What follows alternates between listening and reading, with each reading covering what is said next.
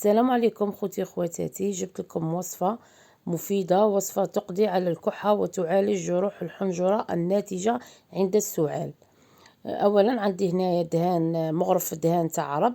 اللي ما عندهاش دهان تاع عرب يدير دهان عادي، مغرف يازين مطحون ومغربل، ومغرف حسل حر. خواتاتي هنايا 3 مرات في اليوم، في الصباح وفي المساء وعند النوم. هنا نحموهم.